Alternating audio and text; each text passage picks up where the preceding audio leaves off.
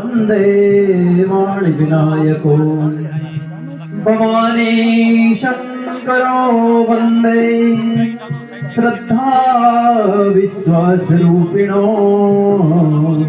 याभ्यां विना न पश्यन्ति सिद्धा स्वान्तास्थमीश्वरम् वन्दे बोधमयं नित्यं गुरुं शङ्करं रूपिणो यमाश्रितो हि वक्रोऽपि चन्द्र सर्वत्र वन्दते सीतारामगुणग्रामं पुण्यारण्यो विहारिणो वन्दे विशुद्धविज्ञानो कवीश्वरः कवीश्वरो उद्भवति स्थितिसंहारं कारणीं क्लेशहारिणीं सर्वश्रेयस्करीं सीतां नतोऽहं रामवल्लभम् यन्मायावशवर्तविश्वमखिलं ब्रह्मादिदेवासुरः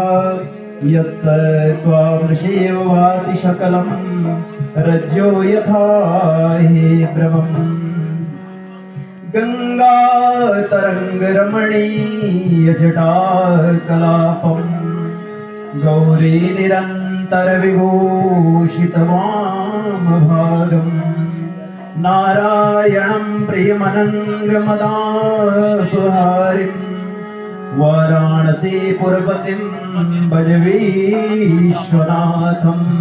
बोले रामचंद्र भगवान की जय, जगत जननी सीता माता की जय, शेषत्ता लक्ष्मण महाराज की, पवन सुत हनुमान की, इष्ट बाणेश्वर महादेव की, इष्ट नाग देवता की, बोले गंगा मैया की, यमुना मैया की, केदारेश्वर धाम की, बद्री विशाल भगवान की।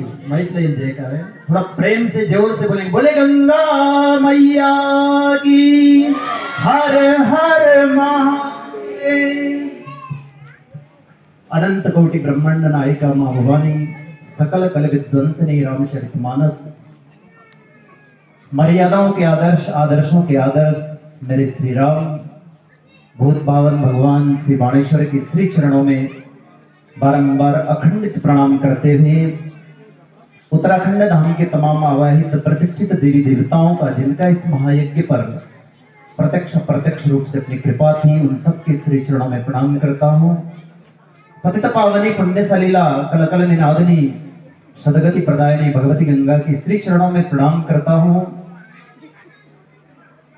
सभी आवाहित प्रतिष्ठित देवी देवताओं के श्री चरणों में प्रणाम करते हुए, क्योंकि मुझे निर्देश हुआ है आदरणीय उद्घोषक महोदय के द्वारा कि सूक्ष्म में तो नाम की औपचारिकता में न जाते हुए इस गांव की प्रधान हमारी बड़ी बहन आदरणीय कुसुमलता नौटियाल जी, क्षेत्र पंचायत सदस्य, इस आदर्श राम बाणेश्वर रामला समिति के सम्मानित अध्यक्ष, युवा मेरे साथी, बचपन से मेरे सखा भाई सुनील नौटियाल जी और उनकी पूरी टीम, जितने भी उसमें पात्रगण हैं, सदस्य हैं, सबको प्रणाम करता हूँ। संगीत पर मेरे बड़े भाई आदरणीय अमरीश प्रसाद नौटियाल, मामा जी श्री धर्मानंद नौटियाल जी, सामने देख रहा हूँ मेरे मामा जी शक्ति प्रसाद कंसवाल जी, जीजा जी आदरणीय गोकुल प्रसाद कंसवाल जी, मामा जी इंद्रमणि जी, समस्त जितने भी विद्वजन हैं, मेरे पिताजी के परम सखा आदरणीय लक्ष्मी प्रसाद नौटियाल जी,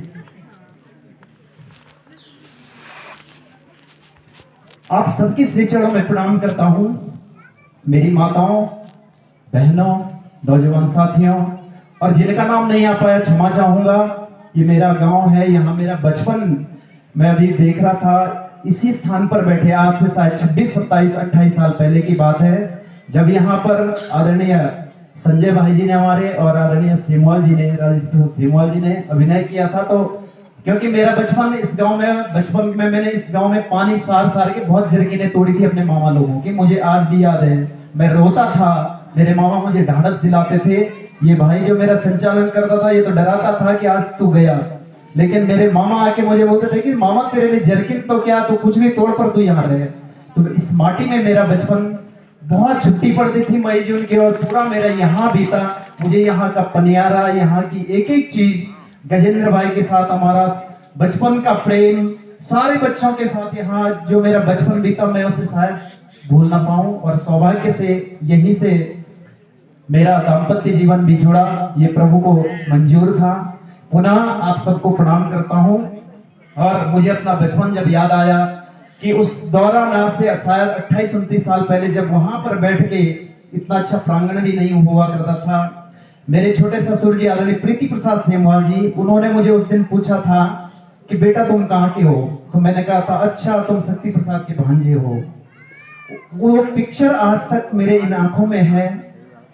देखिए इंसान तो चला जाता है लेकिन उसकी यादें बनी रहती है। हमारे अभी हमारे मौसा जी ने, आदरणीय सूर्यमणि कंसवाल जी ने, मैं आपको प्रणाम करता हूँ, सारी पुरानी यादें दिलाई और उसी याद में मैं डूब गया। मैंने बेटे को भेजा, आराध्य को भेजा कि ताऊ जी के पास जा, पूछ आपने कब रामलीला खेली थी, क्योंकि मैं उस बचपन में खो गया था।